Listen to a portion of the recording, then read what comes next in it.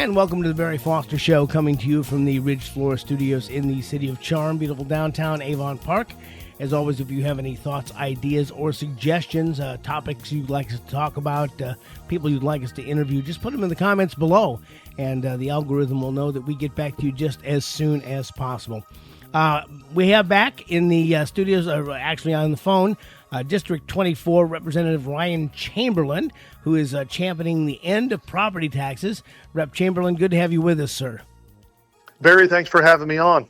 Yeah, you know, the last time we talked about end property taxes, now you were one of the guys in the forefront. I guess you'd been on the select committee to end property taxes.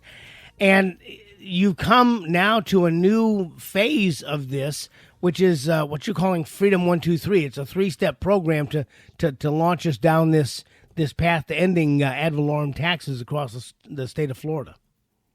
Well, we are here. We've arrived. I have put out a plan, and it is certainly going to be a debated one. And I'm sure there'll be other plans coming out. But Barry, let's just kind of lay this groundwork here. People are tired of not owning their property in Florida and in the U.S., but especially Florida here, and they're tired of renting their property from the government. They're also tired of paying taxes on the equity in their home, meaning unrealized gains. They haven't ever received the value there. It keeps going up. It's never going to end in sight. And then, of course, we have this thing called millage rate, which I just came out of a property tax committee, a 2-day property tax committee in Tallahassee just yesterday. Across the 67 counties in the state of Florida, most of our counties have lowered the millage rate. Sounds good, but our property taxes have gone up by 45%, even with lowering the millage rate over the last 4 years. So we're in a kind of a catastrophe when it comes to property taxes. Inflation is certainly not 45%. That's about quadruple what people would say, or more of what people would say inflation is. I understand inflation's real, but quadruple inflation is out of control. So Freedom 123, I think it's time to move forward with the plan, discuss it. We got a lot of things over the next few months in the Florida House. I'm sure property tax is going to be at the top of the list. You want to walk down through this, how your vision looks, this path to getting rid of property taxes? I know the first provision is rollback, and that's to roll back the property taxes to the 2022-23 levels. Well, that's the one part of Freedom 1, and let me just lay this out there. I want to eliminate all property taxes. To do that, we've got to come up with a real number, a fair number, to fund the things that are important to us. The safety part of our state, none of us want to see that do anything but thrive. That's our sheriff's departments, our fire departments, and then, of course, our school system. We want to keep improving that. That's the bulk of or property taxes. What's being levied in non-school and school taxes is the bulk of what's coming on the backs of homeowners in Florida. I want to start with a real number. I think the current number is inflated, and my attorneys have told me that we can roll back, legislature can vote to roll back the number to a previous year without a constitutional amendment. That means we can provide almost instantaneous relief to Florida citizens. I'm proposing part 1, Freedom 1 of the plan is the rollback, and I want to roll it back to the 22-23 numbers. That's so that we can have a fair starting point. Well, what does that mean? That drops, because we've gone 45% up all over the state, it drops the starting number by about $8 billion. It's almost an instant relief of $8 billion on Florida citizens and homeowners. And then that's the number that I say we replace with a better revenue system than property taxes to fund all the important things. And that's where the Freedom 2 and the 3 part of the plan come in. So, yeah, I want to start with a real number. That's Freedom 1. And I came up with a number of $35 billion is where we need if we roll back to 2022-23 numbers. We were doing fine in 2022-23. Our counties had plenty of money. We were a great state then. We will be a great state now if we get this under control. Last thing I'll say on Freedom 1 is our counties were not expecting the revenues to increase by 45% on average. Some counties as high as 83%. Our counties were not expecting that money. However, they spent every dime of it. They will spend whatever they get. We've got to create an accountability and a control system, or the spending is just going to keep getting out of control. So that's why the rollback's there. I believe it's the right first step of the plan, come up with a real number. And then the next two parts I'll talk about here in a second is how can we replace it? I just want to ask you really quickly, is some of this driven by the fact so many people are escaping other states and coming to Florida and causing a boom in the real estate market that's causing maybe not necessarily inflation, but certainly prices to go up because of supply and demand? Well, certainly Florida's a growing state, and it's a popular state. We've seen people from other states move here, especially during these COVID years. They wanted to escape the nonsense in some of their other states. They came here to be part of a more conservative environment. Luckily, we've increased the Republican Party size. We increased the conservatives by more than 1 million ahead of the left.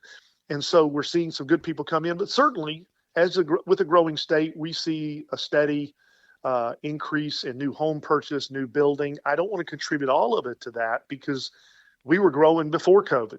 Florida has been growing before. But yes, it is definitely grown in the last 4 or 5 years. But I don't think that that's the contributor to the 45%. You can look back at some of this inflation, like I said, Biden inflation. You can look at the resetting of home prices throughout the state of Florida. But the current model, the current property tax model is just set. It's very complicated. I've traveled, communicated with people all across the state over the past several years, but definitely aggressively this summer to come up with this plan. Very few people can even explain how property taxes are calculated. I'm talking about the elected officials. Very few can even explain that it's so complicated. And I think that's one angle. We need to simplify this so people know where their tax money is being spent and how it's being spent. Absolutely. And we all know that, as you said, the police, fire, ambulance, there's some things that needed to be funded. And as you roll this back, you're looking in number 2 and number 3 ways of supplanting the property tax dollars with other kinds of dollars. Well, that's what we need to do. We've got to create a smarter revenue system. We already have, people don't think about it this way, we already have safety. We already have fire taxes. We already have school taxes. We already have police taxes. They're just baked into our homeowner. They're not called that. But we are paying taxes on those things right now. So this is not a new tax, that is being created. We already have these taxes. This is a smarter way to create the revenue. So part 2 of the plan, I call it the safety part of the plan. I'm proposing we move to 2 transactional taxes, take it away from homeowners, property taxes, move it to transactional taxes. And here's what I'm proposing. We have a one-time tax when you buy a piece of property of 5%. In lieu of buying your property with no one-time tax, we got a little dock stamps, but there is no sales tax on property. People just buy their property and they sign up to pay on that the rest of their life. 10, 20. I've been paying property taxes in Florida for 30 plus years. And I'm 51. I bought my first home at 20. So it's never going to end with the current system. I believe it should be one and done, just like everything else that's taxed on a transaction. And I propose 5%. What does that look like? Well, on a $300,000 home, that means you would need to come to closing with an extra $15,000 or add that into your mortgage, and that $15,000, if you did add it in, would cost about an extra $75 to $100 a month if you needed to finance it. But that's in lieu of paying $300 to $500 a month or $3,000 to $5,000 a year the rest of your life. So it's a one and done, one-time fee. That alone last year, Barry, would have created $12 billion. We did about $225 billion in real estate, and it would have lowered the monthly payment on all the people that have mortgages by $200 to $400 a month, because it would have eliminated their property tax payment. And so that is part 1 or part 2 of the plan. The first part. The second part of safety, and all this second tax would go toward fire, sheriff's departments to cover that. The second part of the second fee I would like to charge on Freedom 2 is in the travel sector. And things like hotels, Airbnbs, rental cars, Ubers, and amusement parks. Those three categories, we can add an extra 5% safety fee. And why do I want to do that? Well, we have 140 million people traveling in and out of our state. That's occupy about 80% or more of what's spent in that travel sector. So these are people that don't live in Florida. If we added a 5% safety fee, because when they come to Florida, if they get in trouble, Barry, they're going to call 911, and our sheriff's department's going to answer and help them out. But the homeowners in Florida are going to pay for that. I think there should be a fee. Just 5% on travel in those three areas generates another close to $4 billion, thus paying for pretty much all that $16 billion. And part two of my plan would cover most all of the sheriff's departments, the fire departments. It would basically fund the safety part of what we need in Florida. And of course, as our state gets bigger, that number gets bigger. So that's part two. Part three is dedicated solely to schools, and it is a transactional fee on all sales in Florida. And I'm proposing a 2 to 3 cent increase or add on that, but it's a shift away from homeowners again. Just 3 cents, for example, on all transactions in Florida. I don't call it a sales tax because it doesn't go to general revenue. It specifically says we want everybody in Florida to help pay for our schools, not just the homeowners. 3 cents generates $20 billion plus in school fees. It eliminates, if we do Freedom 1, 2, 3 the way I've just described it, it eliminates property taxes as we know them. And here's my last thing, Barry. You can ask me really any questions. I'll dig in. The last two things I mentioned, the travel and the school, that incorporates the fact that we have 140 million people traveling to Florida every year. Roughly 20 to 35% of things bought in the state of Florida are coming from people that don't live here. That is that's almost my plan. Generally, if you take the rollback and everything, it's a $15 billion tax cut on Florida citizens because the rollback accounts for about $8 billion, and there's another $7 billion. 20 to 35% of the statewide school fees and travel fees are really covered by people that don't live here. That's billions of dollars that directly comes off the backs of Florida citizens. So that's why I believe this plan will work. And certainly I'm not speaking on behalf of the governor or the Speaker of the House. It's going to go through debate, but the numbers are there. This is math. Don't let anybody tell you it can't be done. It can be done. We just have to make the hard decisions and figure out the smartest path to go about it. I know we talked about this about 3 months ago, and how did we get to Freedom 1, 2, 3? What kind of path did we have? I know you had the endpropertytaxesnow.com site. I mean, did you get input from people? Did you sit up late nights and try to crunch numbers? Did you have folks come to you? Because I'm sure when you introduced this, there were people who threw up their hands and said, "Finally, somebody gets it." You probably had a lot of help on this. Had a lot of great response. Had a lot of help. First of all, I've sat down with. I'll take my county. I'll start there. All 5 of my county commissioners, deep dive discussions. The entire school board, deep dive discussions. I've sat down with my sheriff. I've sat down with my tax collector, property appraiser. In addition, I've hosted 5 statewide Zooms where hundreds of people, including commissioners, property appraisers from all over the state, have tuned in to hear the plan being vetted. They've offered feedback. They've given emails. Lots of people love it. Some people don't. Okay. In all fairness, people are trying to figure it out. They don't know, some people they've got their system baked with the current system and they don't want that disrupted. What I'm trying to do, however, is what I believe is in the best interest of the Florida citizen. And I want to do something that's never been done in this country. And that's create true home ownership. Florida being the first state ever to have it. And so You asked, how do we get here? Well, I've spent time, hours with the Department of Revenue. This is data-driven. This is a data-driven plan. I'm not saying it's perfected yet, but it is a plan, and the numbers and the math, you can crunch them. People have a hard time denying that they know there's some sense out of this. It makes sense. We've got to figure out there's a lot of details that go into it. But as far as solutions go, I'm going to be filing a bill here coming up very soon for this cycle, a rollback bill. Because legislation, the legislators in Florida, we can come together and say, listen, the last 5 years has been abnormal. We weren't expecting this kind of property tax increase. We can roll it back a few years and create instant relief and have a better starting point for replacing. Because it may take a few years to phase in the replacement revenue system. There's a lot of conversations that have to happen there. But it doesn't need to take a few years for us to roll back and cut the Florida homeowners' tax burden by $8 to $10 billion. We can do that this cycle. And so I want to do that for part one of the plan.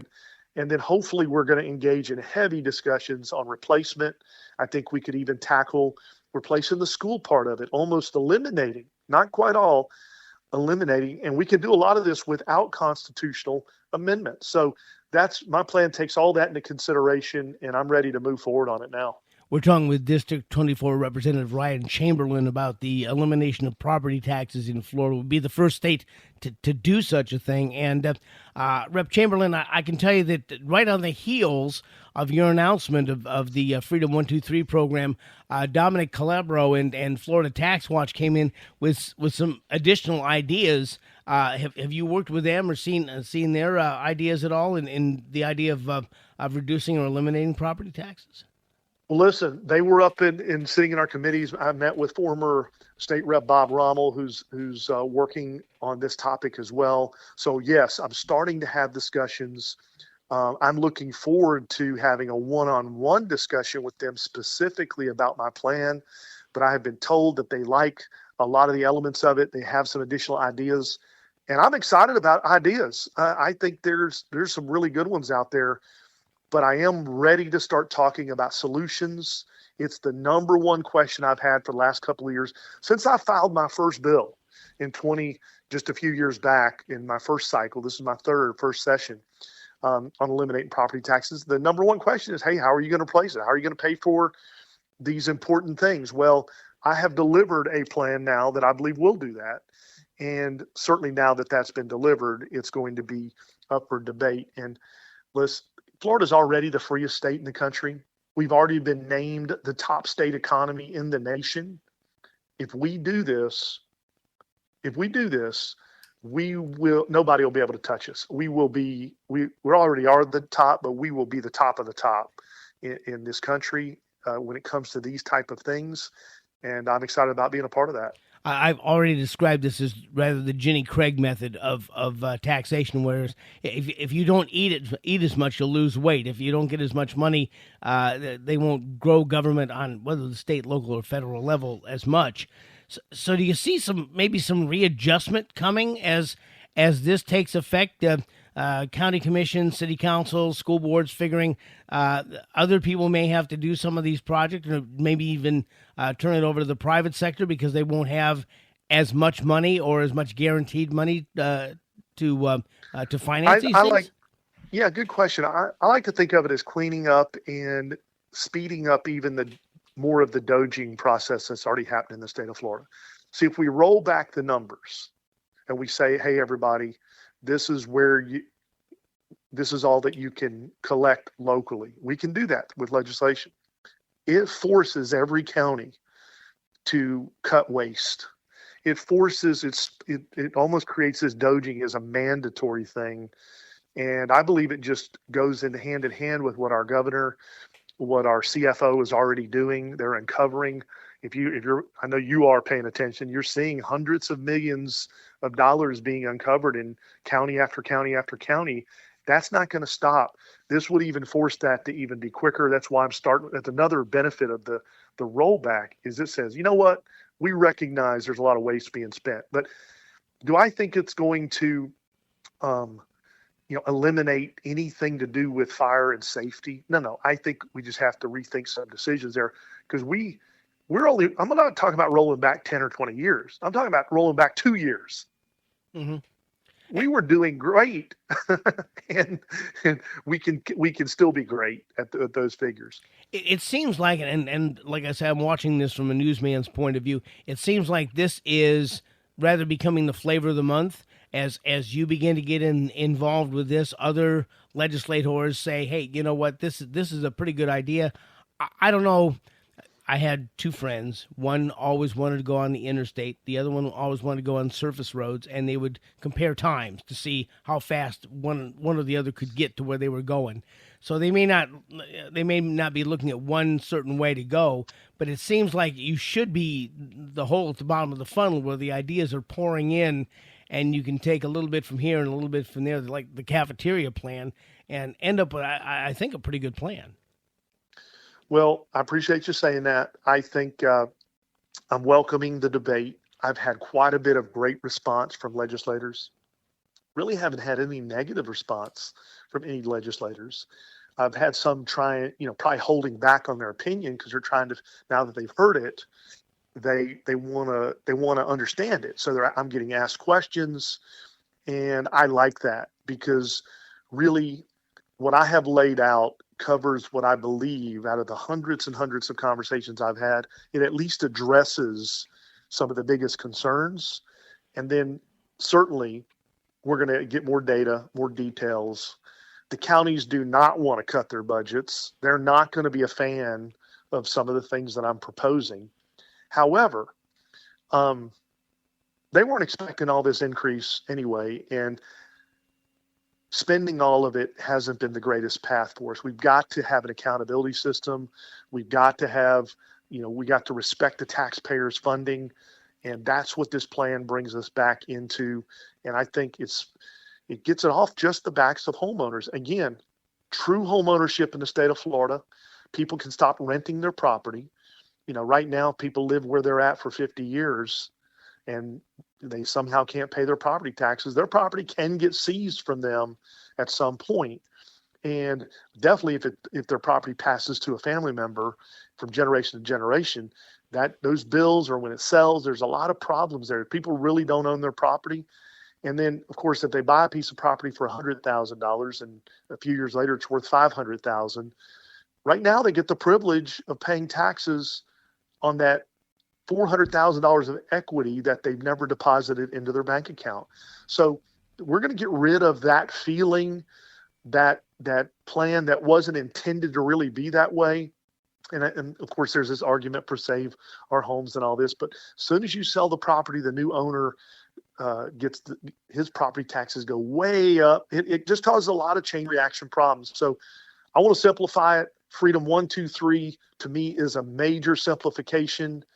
And it annihilates the property tax frustrations we have here in the state of Florida. Rep. Chamberlain, let me ask you this. I know that with the events of the last week, the assassination of Charlie Kirk, that there are more young people who are adopting his provisions of faith, family, and freedom, and there may be young people now who are looking at, what, maybe I will get married, maybe I will have a family, maybe I will buy a house. And they know about property taxes. They just only know they exist. Is this a teachable moment to bring a whole new set of Floridians in to understand how this works and how a different system might work better for the citizenry? Well, thank you for bringing that up. And what a sad week we've all had as a nation with the Charlie Kirk family. And my heart certainly goes out to that situation. You're to go with what you said. Did that create a spark with a new generation? It certainly has. Okay, I think we were up over 70,000 new chapter requests with Turning Point amongst our colleges. That's nothing like that's ever happened before in the United States. It certainly was a turning point. I'm just repeating what everybody else is saying, but you know what I'm talking about. Absolutely. There. As far as home ownership, I have 4 adult sons, all in their 20s, all newly married, and many of them beginning to buy their first homes. And property taxes, if they buy a home for $300,000, their property tax bill, is another 200, 300, 400 a month, depending on where they buy that home right now. That is stopping young people. It's pricing them out of the market because they don't have the income and the income stability that the middle-aged or higher people have. And so by eliminating this $200, $300, $400 a month, dropping a monthly payment on a mortgage, we're making it, we're also dealing with a byproduct of this is we deal with housing affordability. We deal with the newer generation, the younger generation now being able to get back to where they could afford to buy a new home again. With that being said, this whole conversation of holding government accountable, having debate on even conservative issues, our new generation is being thrust into this in a good way. And of course, I do obviously have to give credit to Turning Point USA, Charlie Kirk, the movement he created for helping and being a major part of that. But to answer your question, yes, we're going to see more young people be able to participate in home ownership if we eliminate property taxes and move it to a more fair system, a transactional system, rather than paying them on unrealized gains system that nobody can figure out how to even calculate it, and it goes up every year, whether you like it or not. We're going to fix that problem in Florida. That's what I want to do. And that's where Freedom 123 is a plan that I believe will address those issues. So for the folks listening to this, regardless of age, regardless of whether they have property taxes or not, what is the, well, let me, before we go there, have you found also that maybe people who rent properties are finding out that this could be lower rents for them if there's other ways and the property taxes go away on the rental houses or the rental condos or apartments go away, that they might find some relief there in their rental properties? Well, I think they're starting to hear that because we're starting to talk about that. Prior to the last few months, all the renters we're hearing is, hey, the Republicans or the conservatives just want to add more taxes. They want to shift taxes over to where you have to pay for them on sales tax or whatever. And the lower income individuals are going to get hurt with this plan. To me, it's just the opposite. Not only, I just made a case a minute ago how even lower income families now could afford a home because of the dramatic drop. But don't hide this at all. If you're renting a property and you're listening to this today, you are paying property taxes right now because the person that owns that property has tacked it onto your rent, and he's going to keep raising rent if property taxes keep going up.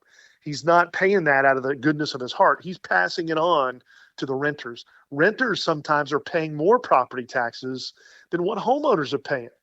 And so this truly will help everyone. It's a fair system. And when you incorporate the fact that roughly 8 billion, 5 to 8 billion of my replacement dollars are coming from people that don't live here, that is a direct positive reduction on all Florida citizens. So let me ask you this. If there's folks listening who want to, A, get more educated on this, B, want to get involved with this at some level, is there a good place for them to go to get the kind of information that'll help them decide whether they want to get involved or how to get involved? Well, sure thing. And I'll say this. I've got a new Twitter or X account, Rep Ryan C. I would encourage you to follow me there. We got a new account we kicked off. We're going to be posting a lot of updates on property taxes there. But of course, I'm on Instagram and Facebook. Just look me up, pretty easy to find there. But endpropertytaxnow.com, endpropertytaxnow.com is where I would encourage the listeners to go. If they haven't signed up for that, there's going to start being regular information pushed out by email, but also that's an organization that's helping drive this message. I'm working with them, and they're doing a lot of things across the state. If you go to endpropertytaxnow.com, and of course, follow me on social. Love to get to know anybody that wants to communicate with us there, and we're gonna go fight for us here in Florida to make Florida even better and freer state than what it already is. So, hey, thanks for having me on. Freedom 123, follow it, and it's going to be an aggressive conversation the next 6 months here in the state of Florida. Be the first on your block to subscribe to Rep Ryan C on X. Representative Ryan Chamberlian, and endpropertytaxnow.com. Rep. Chamberlain, thank you so much. You're doing a great work, and we'll be checking back in to see how this goes along for you, okay? Barry, thanks so much. You've been listening to the Barry Foster Show here from the Ridge Florida Studios in the city of Charm, beautiful downtown Avon Park. If you have any thoughts, ideas, or suggestions, just put them in the comments below, and we'll be glad to get back to you as soon as we can. As we continue to look for truth, justice, and the American way, this is Barry Foster saying we'll see you next time.